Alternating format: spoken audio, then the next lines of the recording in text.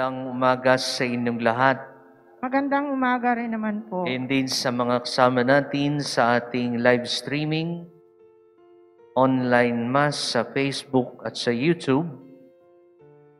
Saan man kayo naroroon, pagbati din sa inyo ng isang mapagpalang umaga.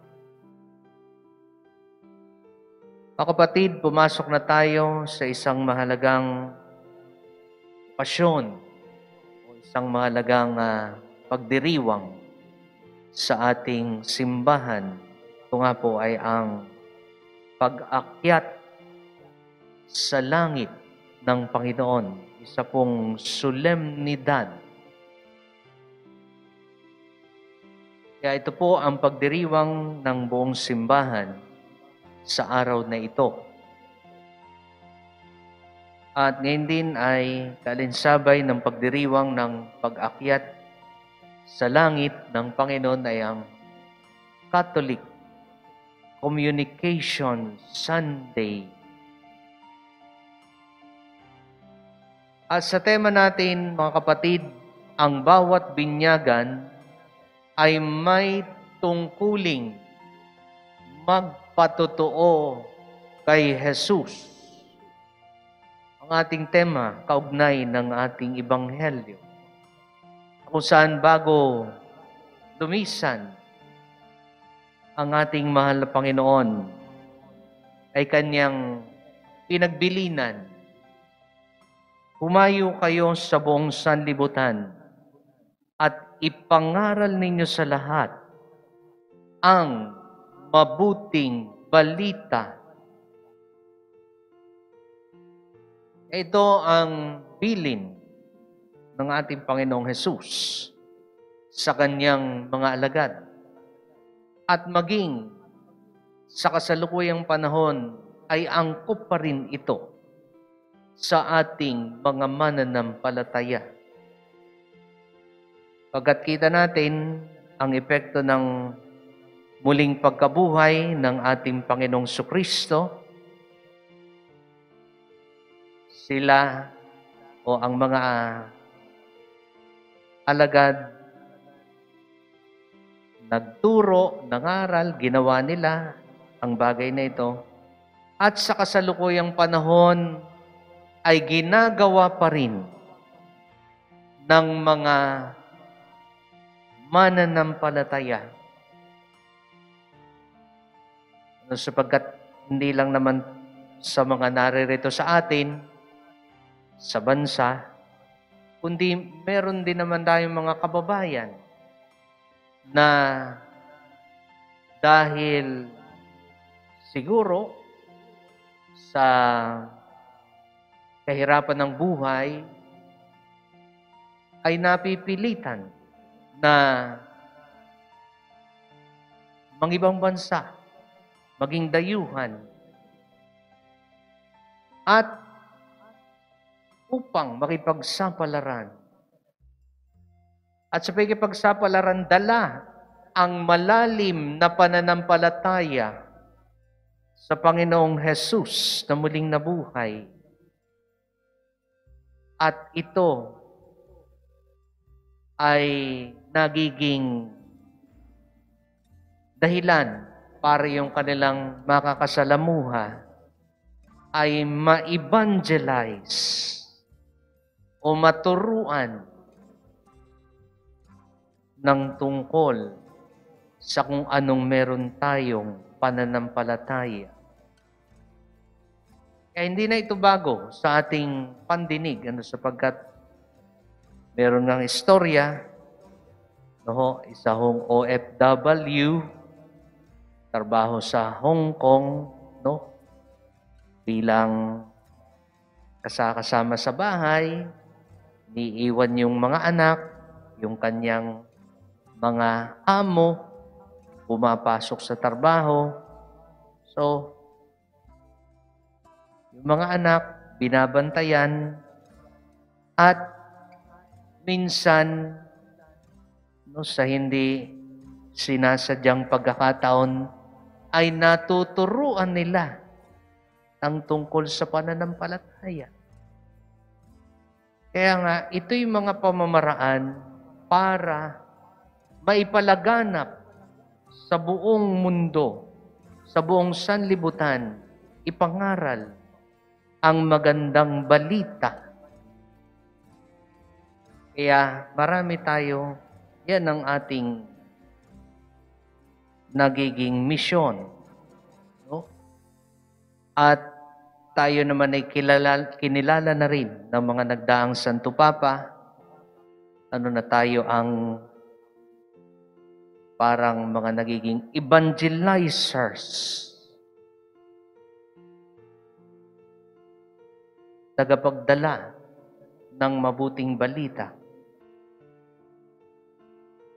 Kaya nga, sa pagdiriwang natin ngayon ay mahalaga na ating balikan. Ano nga bang nangyari?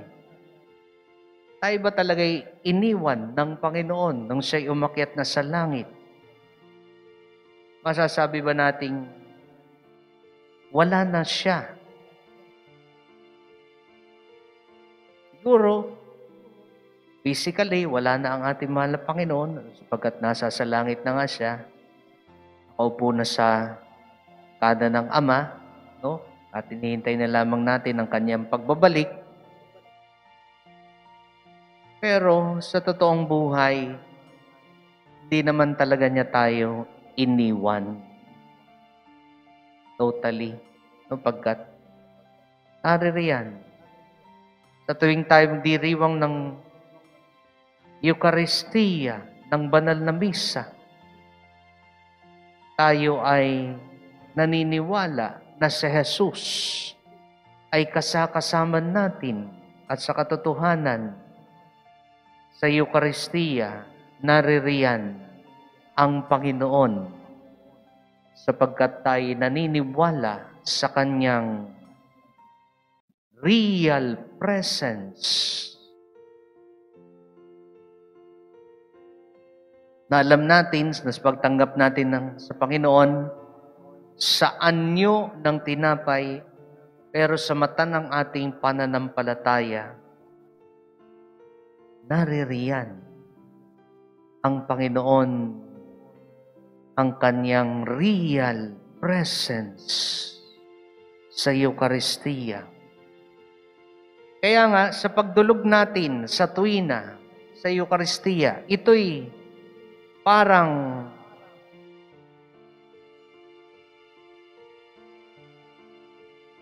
pagdulog natin o pagharap natin sa Kanyang kaluwalhatian sa langit.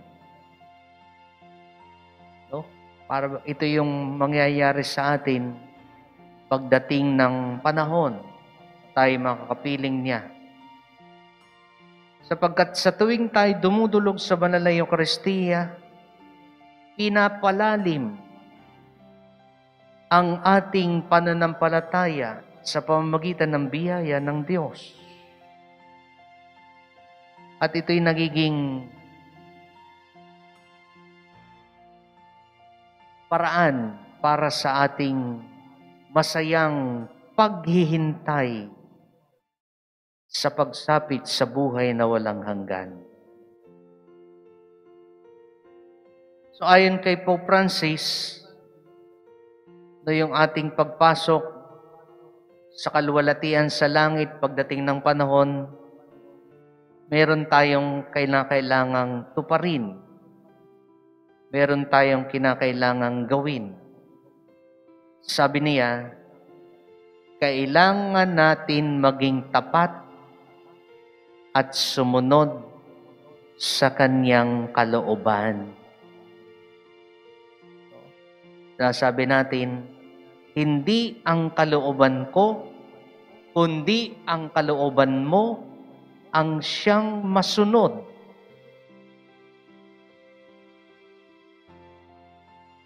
Kaya sa ganitong diwa, kaakibat nito sa ating buhay ang mga sakripisyo, ang buhay na may kahandaan o may kabukasan sa mga pagbabago.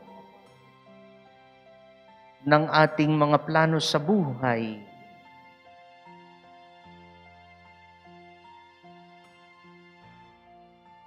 O di ba, mayroon tayo halimbawang plano pero ang plano ng Diyos ay iba. Alin ang ating susundin? Yung plano pa rin natin? O kasi pagka yung mga plano natin ang ating tinutupad, gustong-gusto natin itong matupad, para tayo nawawalan kagad ng pag-asa. No? Pero kung titingnan natin at ating susundin ang plano ng Diyos, meron siyang magandang balak para sa atin.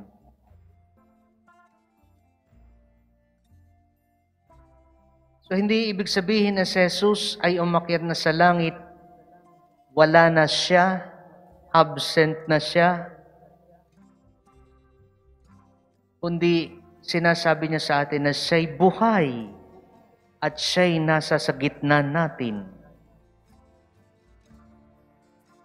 Ang sabi sa Ebanghelyo, sa ibang bahagi, where 2 or 3 are gathered in my name, I am there in their midst. Kung may 2 o 3 nagkakatipon sa aking pangalan, ay naroon ako sa kanilang gitna. Ang sabi ng ating mahal na Panginoon sa ibang bahagi ng Ebanghelyo. Kaya naririyan siya sa piling natin, sa pakikipagnig natin sa pananalangin.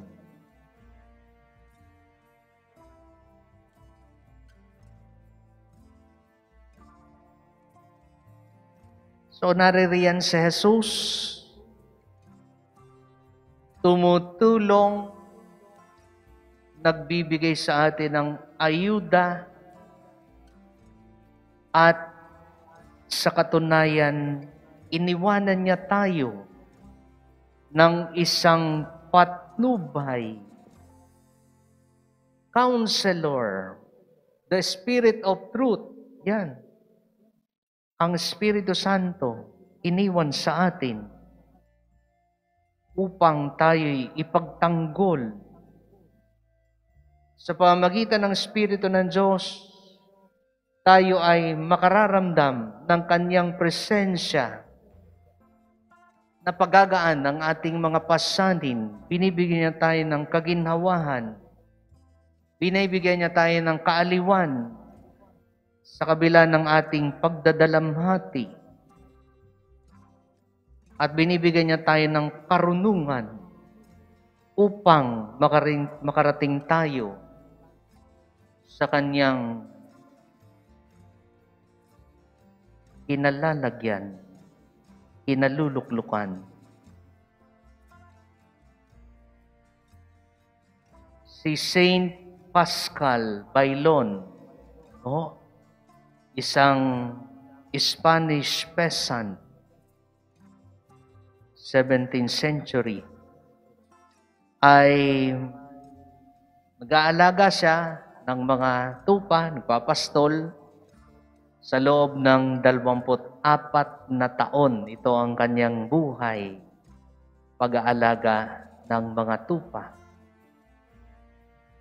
Kaya nga, sa kanyang pagtatrabaho na ito, naroroon din yung kanyang marubdob na pagmamahal sa Panginoon, sa Eucharistia, nga lamang hindi niya magawang makasimba sapagkat araw-araw hindi niya maiwan ang kanyang mga alaga sapagkat magdamag siya doon, binabantayan niya ang kanyang mga alaga. Pero ang kanyang ginagawa, sapagkat tanaw naman niya yung simbahan at naririnig din niya ang kampana ng simbahan. Kaya nga sa umaga, pag naririnig na niya ang kampana ng simbahan, ay siya'y lumuluhod at nananalangin ng taimtim. Kaya yung mga tao na nagdadaanan, siguro ay napapansin at tinatanong kung anong kanyang pinaggagawa, no? So, para siyang nagbumukang katawa-tawa sa mata ng ibang tao sapagkat nakalahod lamang siya sa tabing kalye, sa semento. Pero para kay San Pascual Bailon, ito'y ang kanyang pakikipagtagpo kay Kristo sa Eucharistia. Ito ang kanyang pakikipagliig sa Panginoon sa Eucharistia.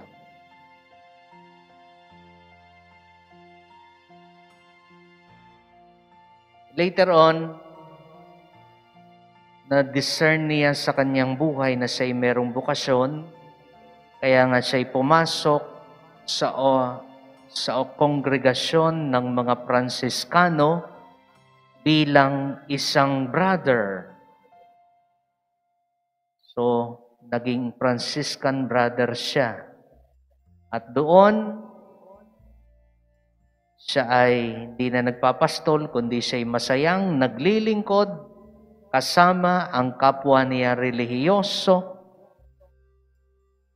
Yan. At siya'y namatay sa edad na 52. 52 years old. Sa oras ng pagkampana ng simbahan sa umaga. Hudyat na magsisimula na ang banal na misa.